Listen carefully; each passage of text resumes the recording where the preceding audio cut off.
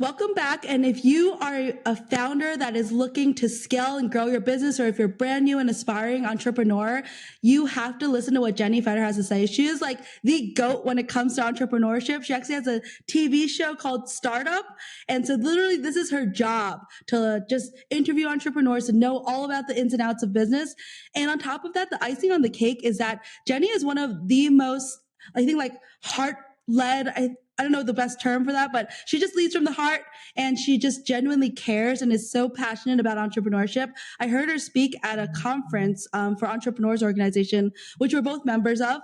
And seriously, out of that whole, I think it was a 3 or 4 day conference, she was like the only speaker I remembered, but I don't know, that's it was so memorable, right? And it really hit home to me because similar to my story, Jenny comes from an immigrant family and just has that hustle and that drive and that gratitude for this country and all the opportunities that we get in this amazing country of ours with the entrepreneurship opportunities. So I'm so excited to have Jenny on with us and just to share her story and her origin, because it's one of the best I've personally ever heard.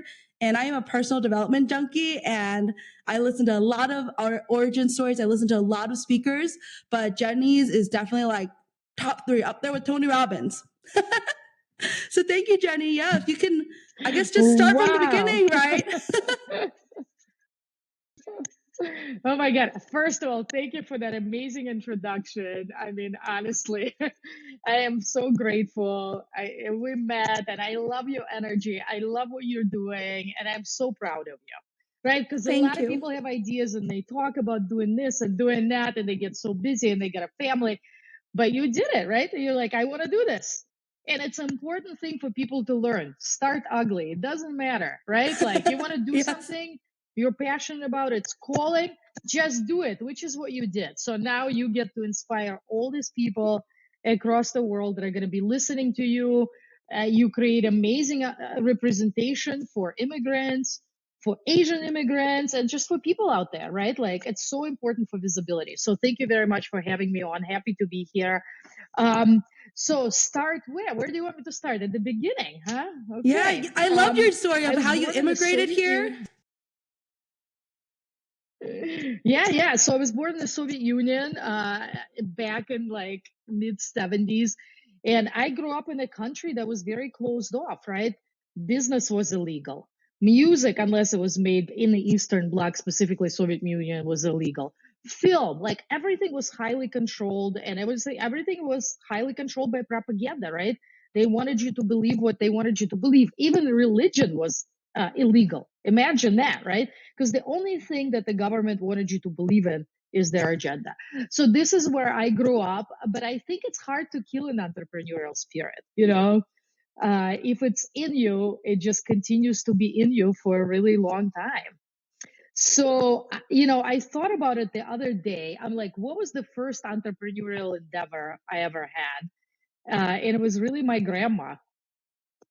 My grandma, I remember her in the kitchen making lollipops of sugar and just this food coloring in a form of a chicken and selling it at a local subway station and making money. And by the way, it was highly illegal, right? But it was something that I witnessed that people need to understand. You already most likely have all the resources you need to succeed. I mean, it's such an important lesson, right? All she needed was sugar, some water to heat it up and to make something so basic that then she can go and turn into money. Then to your point, you're in real estate, you can turn into more money and more money, right? So that's probably the first time I ever witnessed a true entrepreneurial spirit, which at that point, of course, I didn't understand what it was. So we ended up leaving the Soviet Union in 1989. We were Jewish, and it wasn't a religion, it was a nationality because we weren't allowed to practice the religion. And we were highly discriminated against, highly. It meant we couldn't go to colleges we necessarily wanted to go to. My parents had issues at work. And it was systematic discrimination that existed in that country. And the American Jews got together and they said, how can we help all these people? And they raised billions of dollars of private funds to move all of us out of the Soviet Union to better places.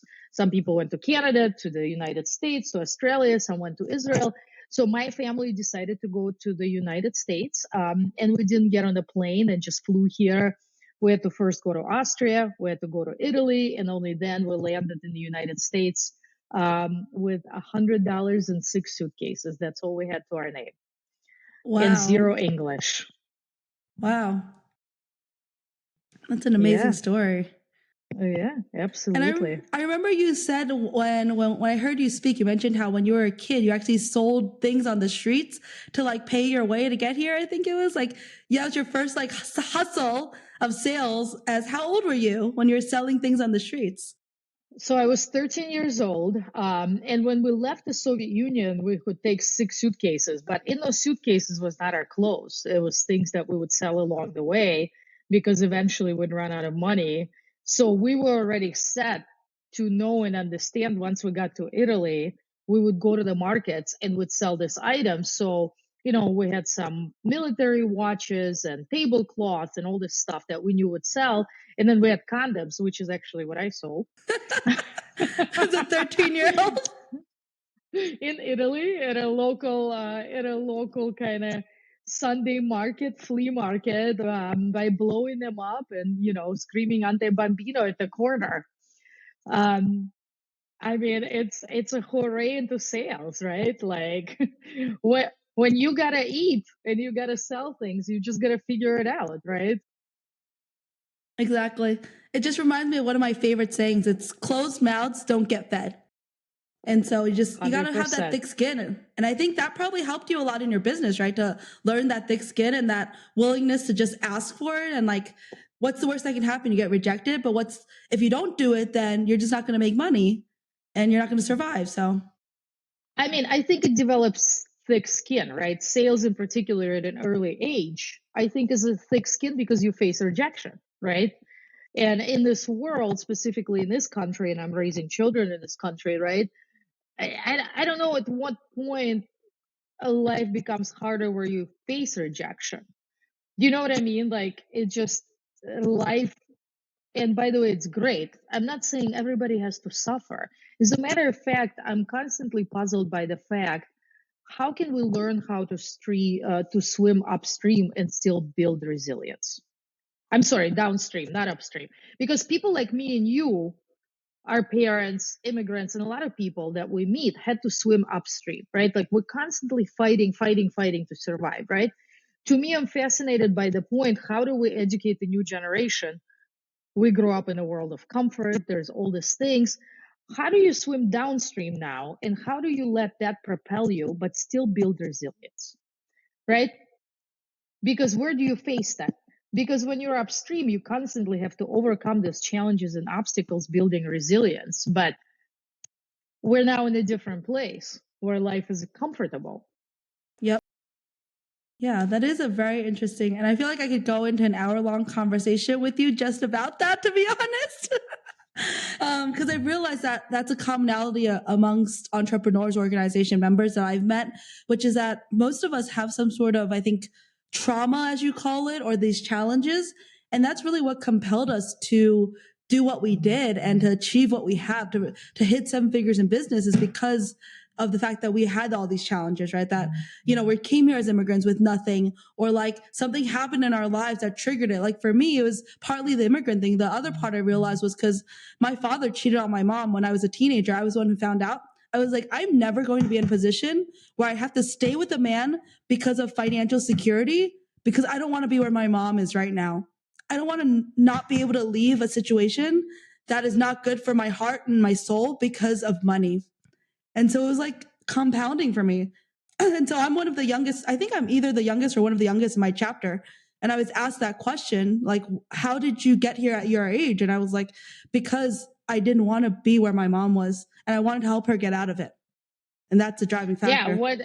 Yeah, congrats. And what a great motivator, right? That you dug into that, because societally, women have been put in a certain place for a long time, right? And it's a generational, and they still are in some parts of the world, right? But we are going to be the CEOs. We're not going to marry the CEOs. Well, maybe we'll marry CEOs too, but our POV is we're going to become those CEOs, right? And we're going to continue to to pass that mentality alone. You don't have to marry somebody with money. You make your own money, and then you find a full-fledged partner that complements you in whatever way that is. Exactly. And on that note, how did you get started in your first, like, how did you become a CEO? What was your foray into like your real entrepreneurship, or was your first business what you're doing now, or did you have something else? No, my first business was a huge failure, as I'm sure comes as no shocker to a lot of people.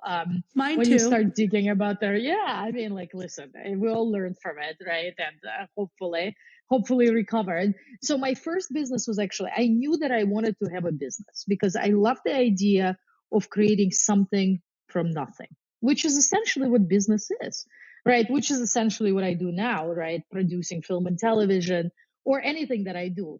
You take nothing and you create something that in turn, now as you grow and you understand, then it creates impact, right? But first foray into business, of course, I don't even know what impact is, right? I'm like you. I like, how can I make money? I like this vibe, I'm in America. It seems like you can make money in anything you do here. So my first business was I borrowed $10,000 from my mom, which might as well be $1 million at that point to us. And I opened a resale shop in one of the worst parts of town because rent was cheap.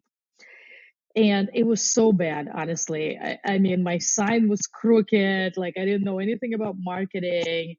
My store kept getting broken into, so it cost me more money to repair the window or the door than actually I was selling.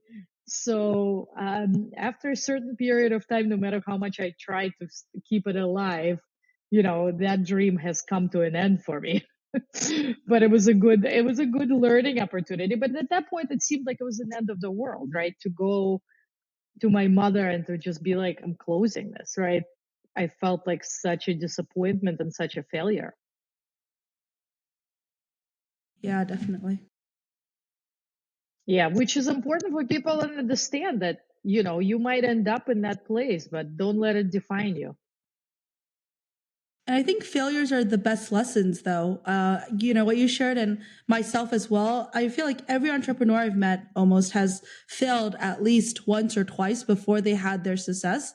And I think that's for a newer entrepreneur like that's listening, don't get bogged down by your first failure. I think it's a lesson and it's a stepping stone. I failed, I tried to have an e-commerce business. Complete failure. I still have inventory from it. I have a bunch of shoes that's like sitting in my mom's Buddhist temple, which is a nonprofit she started because it's the only place I have to store like tons of shoes. I started to sell women's shoes online, which was not the smartest because I'm not Zappos. And it's much more complicated than I thought. Similar to you, like I knew nothing about marketing, right? In this case, it's like SEO, SEM, and all this stuff back then. And I was like, oh, how do I sell these shoes now that I have all this inventory? So I get it, Why do you still have it? What are you doing with it? We should put them to good use. I wear them every so often. So I have it's like these really like cute flats. And so I'll just go pull out a pair of of 2 or 3 pairs of shoes. And I'm like, I have shoes forever if I want. And then my mom, since she has a nonprofit, a Buddhist temple, I just kind of donate it and she'll sell it for to fund the temple. So the people that attend her temple will buy a pair here or there. And I'm like, whatever, just here's my inventory that I'm never going to use. At least it's going to a good cause, going to a Buddhist temple. So that's great. Yes. Yeah. So what was your first successful venture then? So you had one failed one. And then after that, you have a successful one right after, or did you do more trial and error? Oh, more trial and error. Yeah. I was in the events business because I became a DJ really early in life. So I was doing events, which actually were doing really good until I bit off more than I can chew. And I decided that's something that I personally like would be great to bring into this market, which is another lesson, right? Sometimes you just, something that you like doesn't mean that everybody else is going to like it, right? Or that the market has caught up with your vision, right? So it was a world music artist that I think was crazy expensive, again, like $25,000. And me and my friend loved her music, and we're like, if we're going to bring her, everybody's going to come. So that was another huge failure. That was very painful. because I think it was like a $50,000 failure, that one.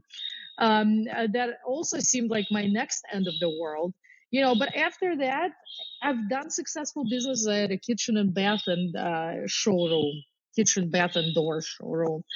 Yeah, and a little factory that custom built furniture. That was quite successful. That I ended up exiting, not in a great way. That was a lesson in partnership. But I became a world-renowned DJ, which is what I did for a really long time successfully. Um, while I was going to college and trying all sorts of businesses, right? Till I really found what I do now, which is film and television, and opened my first production company, which then propelled me into a lot more successful stratosphere. Yeah, I love that. I love that, all of that. And actually, if you don't mind, I'd love to circle back. You said you had a business that you sold. So how did that happen? So you built this business and then you sold it. At how long did you build it up? I sold my share in it. Um, we built it together with a guy that came to me that was in the construction industry. So I actually ended up building divisions, sort of like he was in the construction industry. I ended up opening a showroom. We brought a line of kitchens. Then we opened a factory that custom built stuff. So I built that.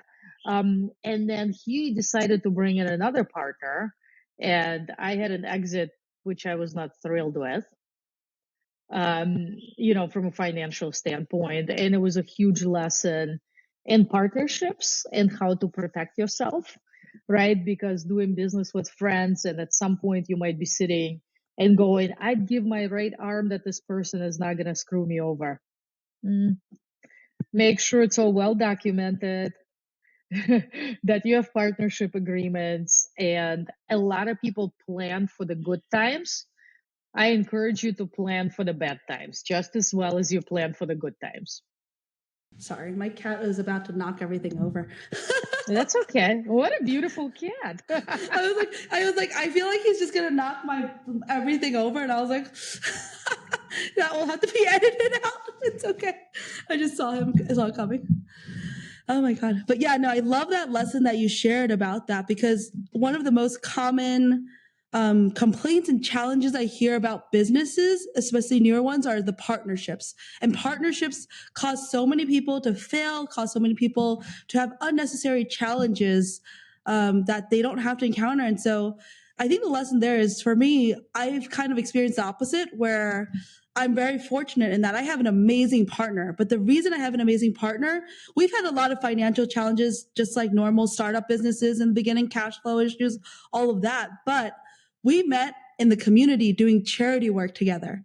And so we had common aligned values with regard to ethics, integrity, giving back, charity, and community. And so despite all our financial challenges, our core values remain the same, in that we would never screw each other over. We are always going to stay honest. Like, our whole mission is to help others, and we're in alignment with that mission. And so I think that's important to know. Like, choose a partner based on character, not based on potential. Yeah, and still make sure that all the T's are crossed and the I's are dotted, and you have a partnership agreement where you had planned for an exit. I mean, honestly, everything is hunky dory, but people's lives change, right? Like, I have a friend who is going through a partnership dispute, and she's got a great company that she built with a good friend, but something changed in that person's life, right? She had a child. She lost interest in business. She's not putting in the hours, right? Then that makes the other person feel resentful. And there's a million stories like that, right? Or one partner wants to scale the business, the other partner doesn't, they're comfortable. I mean, it's like, and then I have a rule now. If I can hire that skill, then I'm not partnering with a person. Then hire it, right? Your partner's got to bring something to the table that complements perhaps what you don't have and a skill you can't hire.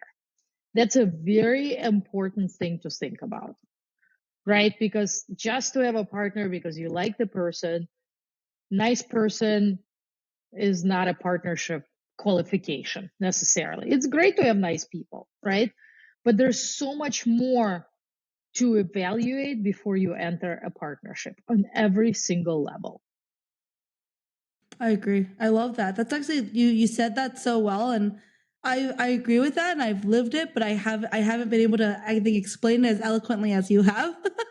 Where so many people would come to me for partnership opportunities, and I was like, I'm just not interested. I don't know why, but my gut is telling me no, and I realized it's because of what you said. Like I was like, wait, I can just hire someone to do what the skill that they bring, whereas what I bring, they can't really hire because I'm like, me, it's all my goodwill, my reputation, and my network. And it's because of me that people want to work with me.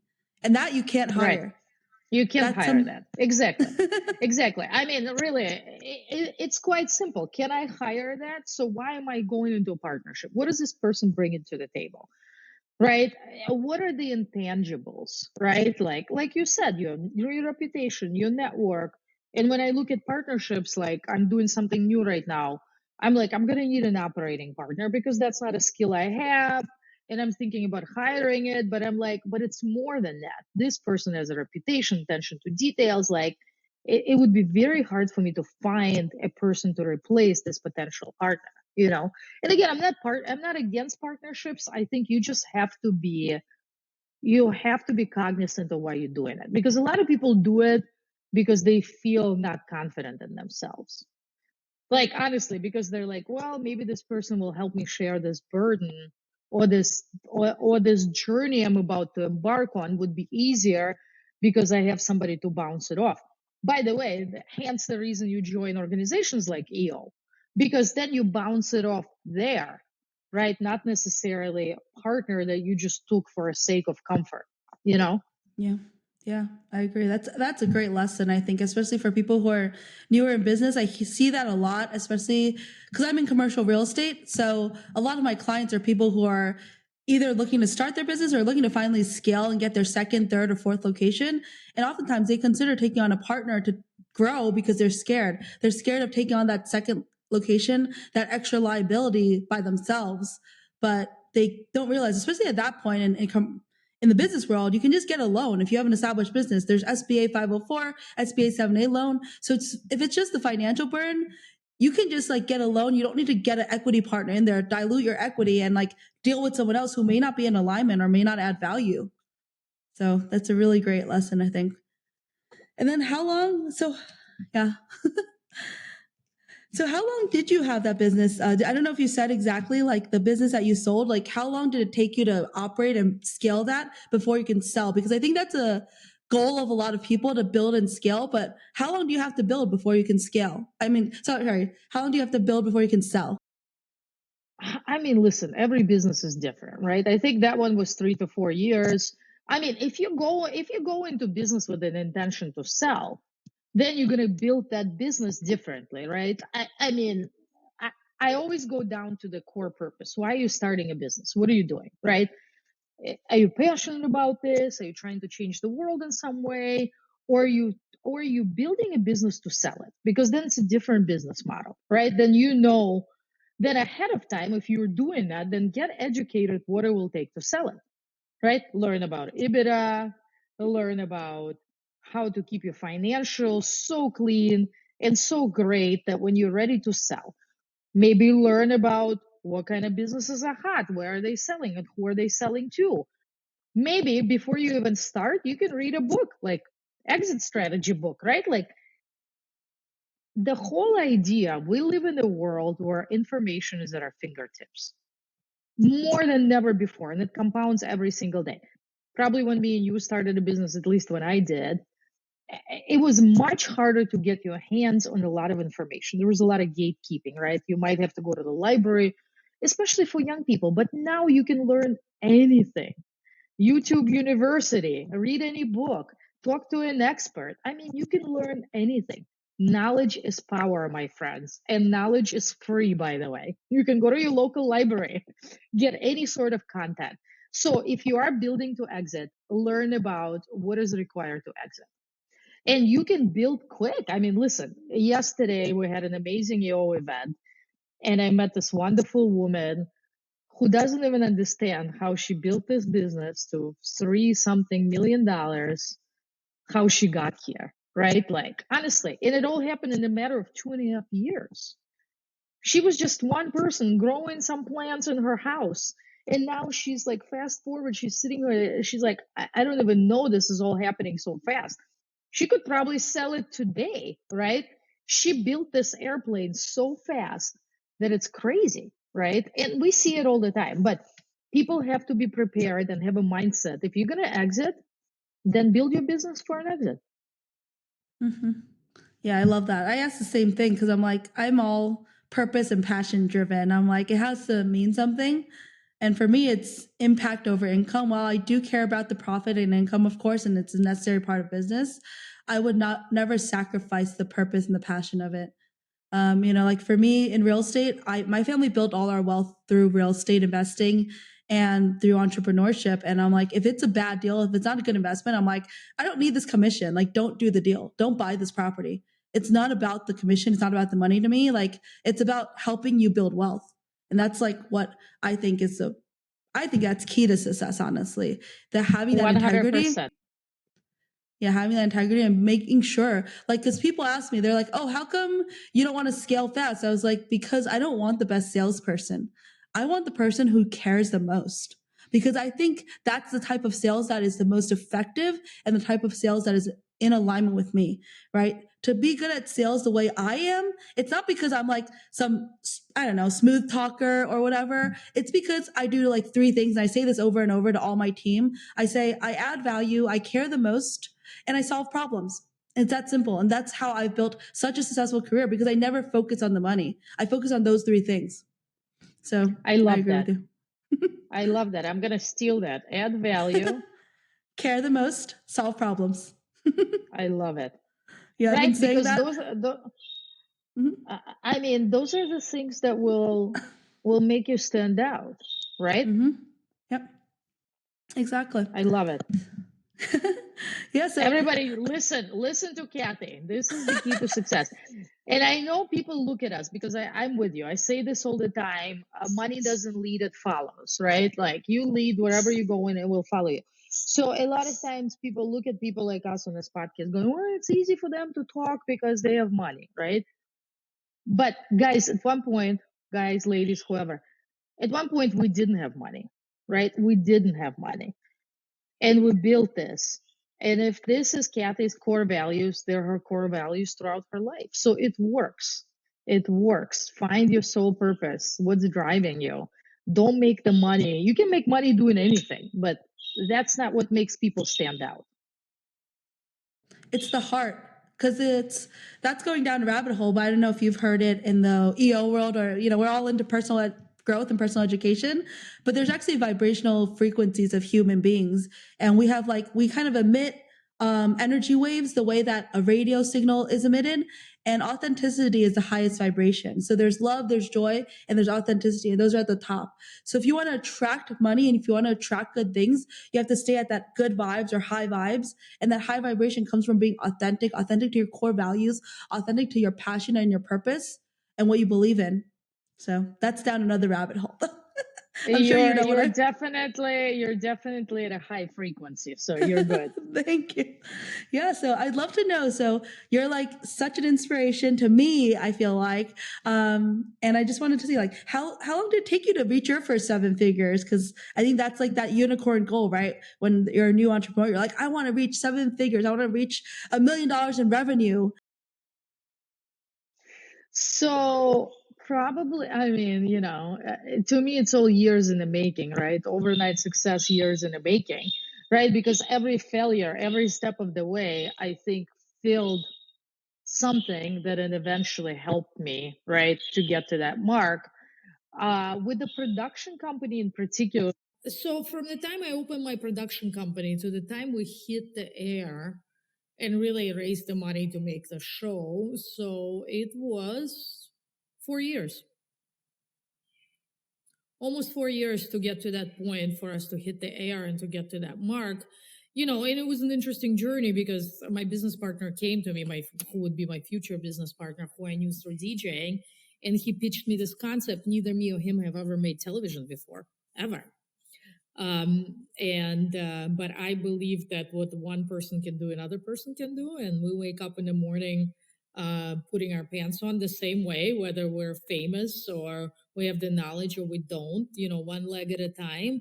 And I believe in reverse engineering everything that already exists, right? Somebody has done it, they had figured it out, right? Unless you're inventing some new thing in the world, this has been done successfully. Study the past, study the people. Again, knowledge is power, information. So, we went on this journey of making a pilot and going to PBS and getting our pilot picked up into a national level. But then we were just like any other business owner because we're in PBS. We had a great proof of concept and they said, go find the money. And we were faced with the reality at that point. I had never asked anybody for more than $25,000. We were faced the reality of raising seven figures to make an elaborate 13-part national television series that will truly shine light on American entrepreneurship. Not in a sort of contrived way. God bless Shark Tank. Love those guys. They've been on my show. I'm friends with them. But a lot of it is scripted, right? A lot of it is dramatic. A lot of people in that show never clear due diligence, right? And there was no other shows that were really in entrepreneur space when we launched. And we quickly became one of the top shows because we were authentic, we were true, and we told stories of real American entrepreneurs. And more importantly, we had everybody, no matter what the age, the color, the gender, we had representation where people were truly inspired. When they watched the show, they're like, wow, this person is no different than I am. And this is how they did it. Why am I still sitting on my couch? Yeah, I love that. And that's my goal, honestly. It's very in alignment with yours on this show. It's like, for me, I'm particularly like, I think I like women and minorities and immigrants because that's what resonates with me because I am a woman and I am an immigrant here. And so I like to help that demographic and showcase it. I think a lot of people, women and immigrants in particular, they don't think they can do it because they're like, well, I wasn't born in this country. I don't have the resources, or I'm a woman, I can't. And I'm like, you know what? You can choose to be a victor or a victim. It's your choice, right? I'm the underprivileged, whatever demographic. My family, we didn't come here with as little as you guys. I thought mine was bad. We came here with about $5,000. With my dad, my mom, they were pregnant with my brother at that point, who was a little bit older than me. And fast forward today, our real estate portfolio is worth over $20 million. Aside from the real estate portfolio, I've built 7-figure business, 6-figure businesses outside of the family business. My mother has built her own 6 and 7-figure businesses as well. And it's like we all started from scratch, from zero, from nothing. And if we can do it, anyone can do it, is the way I see it. I'm like you. I'm like, we put our pants on the same way. I'm weird and I'm awkward and I'm I'm me, right? I'm always like, and I'm always the clumsiest one. Like, I'm the person who's like, you're eating a meal and everything drops on me. I'm not perfect, but I can do this and you can do this too. And so that's my goal in showcasing all of this and showcasing that authenticity. And I love that you share that too. I love that you share that too. Really, it's real. And, immigrants and women I'm passionate about, just like you are, as you know. And, to me, to this day, I was at a meeting last week and the guy's like, well, you have an accent. I was like, well, I don't know if you know this, but all it means is I just speak more languages than you do. Right? I mean, for all the immigrants out there, people are going to be stupid your whole entire life to you, no matter at what position in life you're at, right? Same thing happens for women. I'm a woman, I'm a mother of 3 children. I was talking to a guy last week about a project, a massive project, and at the end of the Zoom, my children came onto my arms. He texted me in the morning asking me if I can really handle this project. This will exist to all the women out there, to all the immigrants out there, no matter what level of success. You guys, I'm a very successful person. I've built an incredible show. I've walked the red carpet at the Emmys. I mean, I do it all. And people still have ignorance and still have discrimination, whether you have an accent because you're an immigrant, whether you're a mother, whether you're a woman. But it doesn't matter. It honestly, it should not matter to you. What matters is you, when you look in the mirror in the morning, are you proud of who you are and what you're trying to accomplish? That is the only thing that matters. Your self-belief, your unequivocal self-belief. So find it in you. It doesn't matter what other people say. Who gives a shit? I love that you're so honest. And I'm like, I'm always freaking cursing, but it's okay. My hubby like works with me now and he edits it all. And I was like, fuck that. And I was like, he's like, you can't curse on YouTube. And I was like, just beep it out. It's fine. Everything's fine. Just beep it out. So I'm the same way, but I agree with you. And it's like same thing with me. I've been doing commercial real estate as an investor about 20 something years, as a broker about 13 years.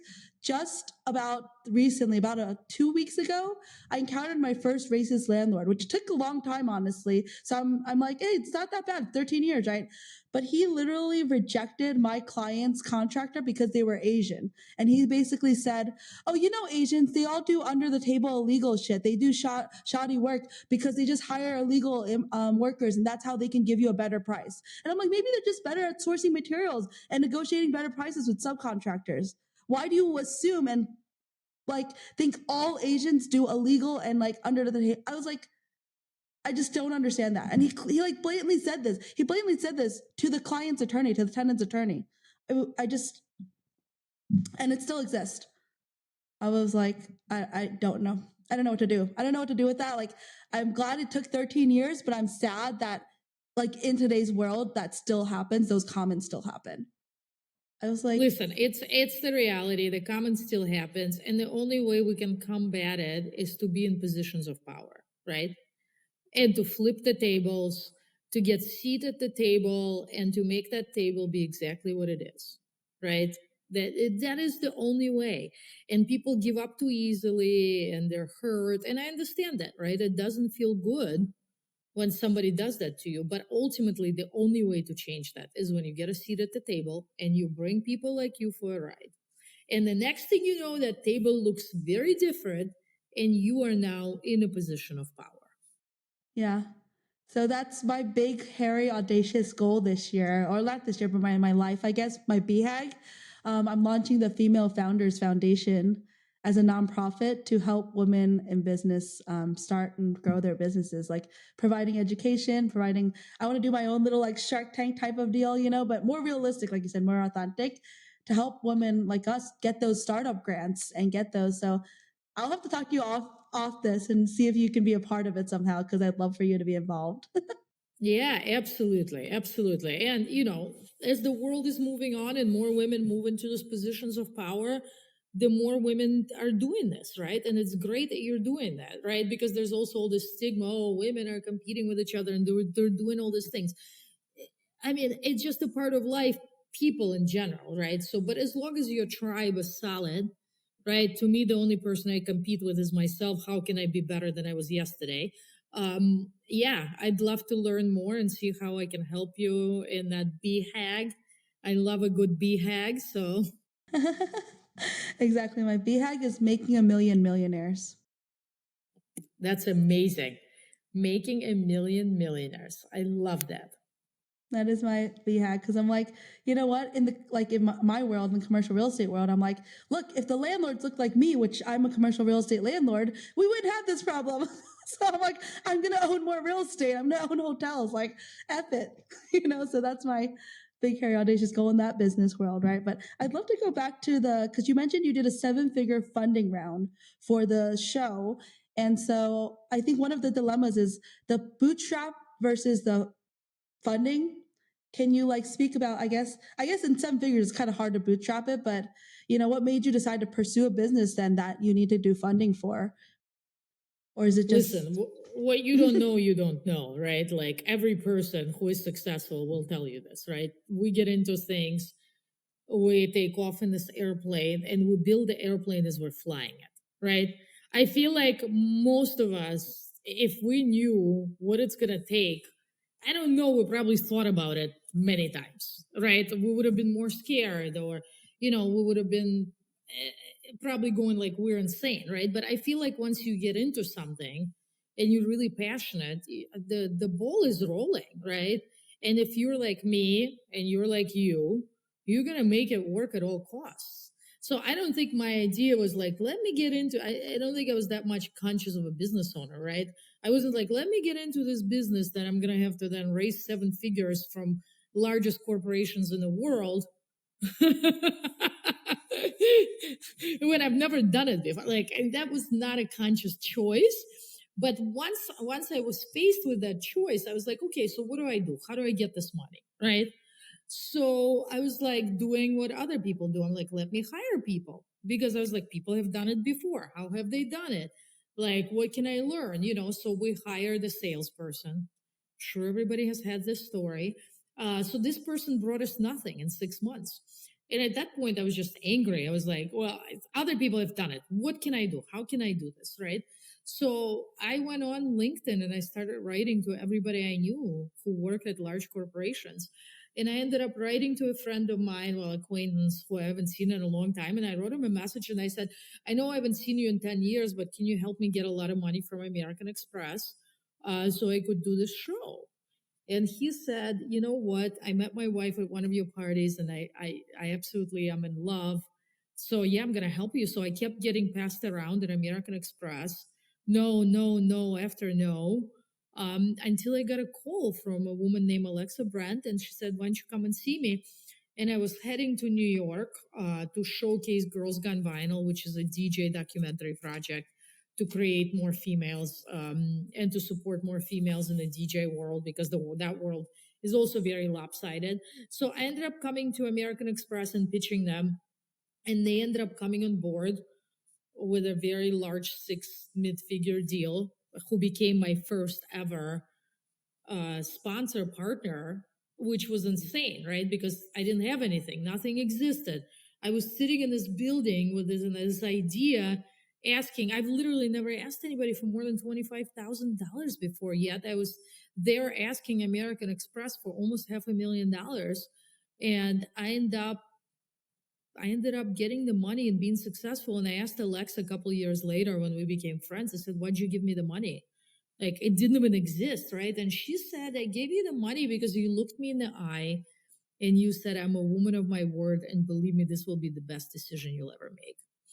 And she said, I saw your passion and I knew that you were truly, to your point of being authentic, you were going to make this happen. So we ended up launching Shop Small and Small Business Saturday with American Express in 2013.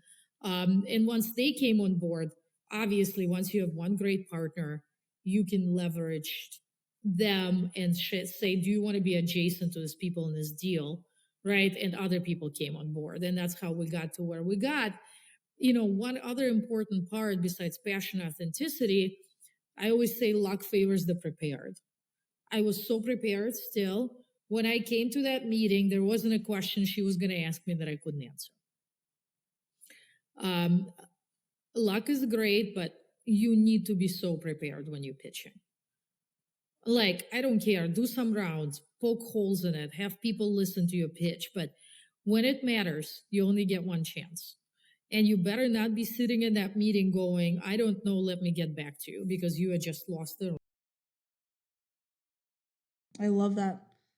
And I think that's why it's important to, again, going back to this, to have a peer group like EO to poke holes in it in a meaningful way, right? So I have EO, of course, but I also have my other entrepreneur friends where we just do like monthly dinners and we will talk about things like this, and I'll ask them for constructive criticism. I'll be like, tell me what's wrong with this idea. I know I'm the visionary. I'm always like, rainbows and butterflies, everything's amazing. And they're like, have you thought of this? And I was like, so I like doing this, and then going through that exercise with them.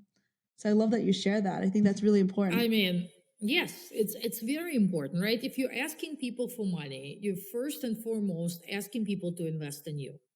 I mean, you know this, right? And as you launch your venture, you're going to be investing in founders. Truly, really, the founders are the ones who are going to make or break it. And we see it all the time, right? When people have to pull CEOs out of their companies after a successful round of raising because they bet on a founder, but as the founder enters another realm, they just can't handle some things, right? So yeah, I mean, back to the original question. I don't think I set out in building a 7-figure business. I'm building one here now. That's a different venture, because now I'm set out to build, I want to build an 8-figure business. That's what I'm doing now. Me too. Awesome. I love that. Yeah. I don't know if you know, this is not really podcast, but Dr. Kristen Kale. She's out of, Yeah, so she I is love her. actually She's out of. running. She actually is. She was here in Detroit for Eccentric. Yeah. Yeah, so she is running a mastermind group because of EO. Okay, she's running a mastermind group to help 7-figure founders scale to 8 figures, and it's only for EO women. And she's starting at the end of this month. If you want, I don't know, it's kind of last minute, but if you want to come, we're January 31st to February 1st. She's gonna be in Vegas, and she's gonna run it all year for like on a quarterly in person. And she's doing this out of the goodness of her heart. She's not charging us money. We offer to pay for obviously her hotel, her travel, and her meals because of how much time and value she's giving to us. But she was about to do this and front all her own costs too. And we're like, you cannot front your own costs if you're already giving us your time and your energy and like your experience. We have to at least pay for your like meals and things like that. So yeah, she's Wow, amazing. that's so amazing. I would have totally come, but I'm gonna be in EO. I'm doing a test drive at EO Fort Worth, and it's on the 1st, okay. and I'm flying there on the 31st. Oh no, yeah. Yeah. But keep me posted. Yeah, I'm I will. definitely curious. I mean, I'm not scaling this particular one. I'm building a new one with an 8-figure poise, but I'm I'll keep you definitely posted, 'cause interested. Yeah. it's not posted anywhere. It's a word of mouth invite only. Even though it's only for EO women, it's a word of mouth EO women only, so it's not in my EO or anything, but I'll keep you posted. Yeah. How many Yeah. how many women signed up for this? I think we have maybe 8 or 10 of us. It's a small mastermind group. Wow, Yeah. that's great. That is great. Yeah. So that's great. And that's the beauty of, I think that's another important lesson, that it is podcast related, because it's like the power, what is it? Proximity is power is one of my favorite sayings from Tony Robbins. Proximity is power. Putting yourself in the right rooms, putting yourself in the right circles, but also going out there to get it, right? Because for me, I've gotten so much value out of this EO, like out of Entrepreneurs Organization, because I went out there and got it. I attended every conference. When you spoke on stage at Alchemy, I was like, I love your story. Can we talk and can we connect, right? I wasn't like, oh my God, like, let me just like be in the corner here. No, I'm going to go out there and get it. So, and I think you're that way too, right? You're just go out there and get it type. Of course, that's what it takes, right? Because as we sit in our comfy homes, nobody's coming to knock on our door and give us those 8 figures or 7 or however many figures or anything for that matter, right? People need to realize that nobody is ever going to hand you anything. It doesn't work like that in life, right? Your mentality should be, this is what I want. Let me figure out how I can get it, reverse engineer it, and go get it. What's stopping you? What is the problem? Most of the time, the problem is discipline, desire, right? Motivation, inspiration, right? But discipline, I think, is key to everything, right? And there's so many dreamers and there's so many people with ideas. Where are the doers? Where are the people who execute? That's the biggest thing, right? I've interviewed over 1,000 entrepreneurs successful in depth about their business stories, how they start everything, right? Like between hundreds of people being on my show, I also interview about 10 to 20 people for every spot on my show. So in casting process, the volume is humongous, right? Because I talk to so many to get to the one that's going to end up on TV, right? And when people ask me, what do I think it takes? And you saw me speak, you see the slide, and I researched this and I've asked people, give me one word. And everybody gives you these words, and there's so many words. To me, there's only one: execution. That's what it takes. Execution on your big idea, on your dream, having a plan and going for it. There's too many dreamers, not enough doers. Yeah, so it's so funny you say that, because I'm sitting in front of it, but this sits on my wall. It says, ideas are worthless without execution. It's a reminder every day. Bet on yourself. Ideas are worthless without execution, and it leads to unlimited cash flow.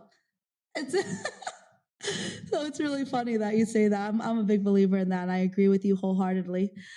Yeah, the equity is in the execution. You just have to do the work, do the thing. That's what I tell people: do the damn thing. Yeah, Can't stop dream your talking way to about success.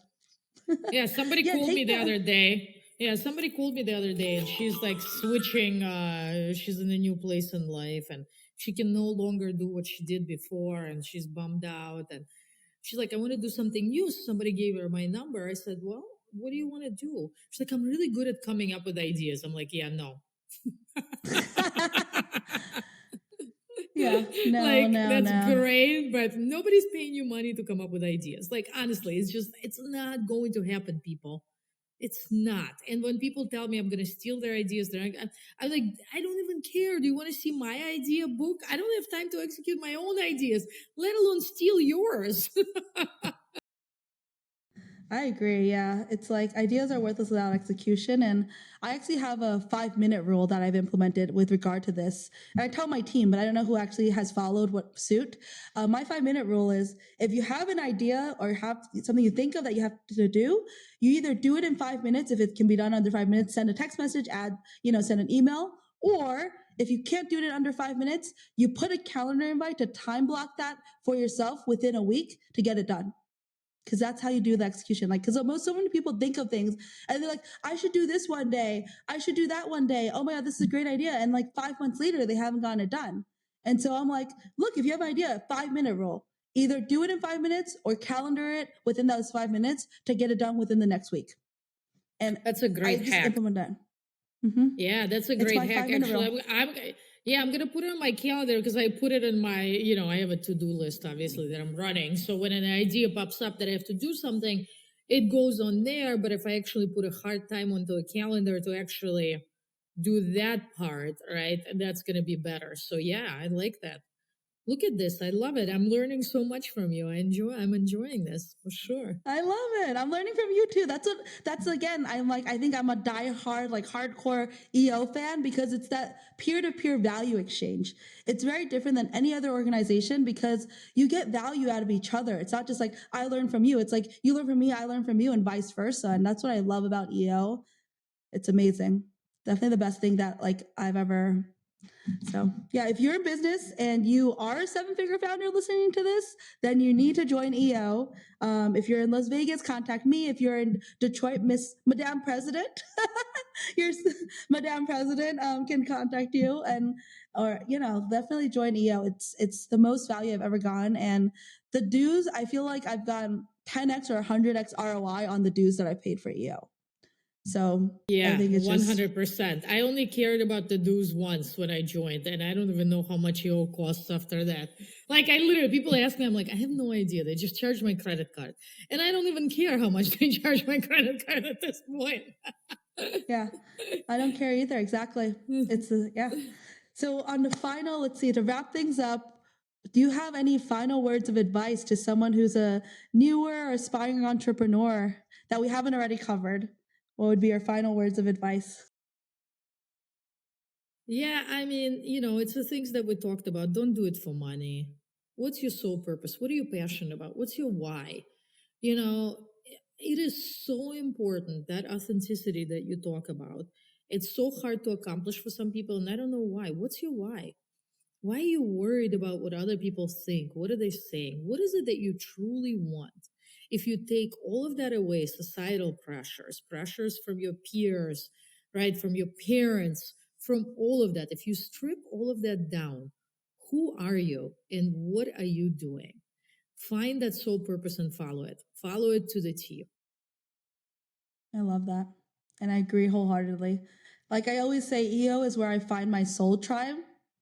And it's like where I find like the people that really just get me and that I get. I love it. So thank you so much again for your time. I appreciate you so much. And I definitely look forward to seeing you hopefully at an EO event in the near future. Yeah, absolutely.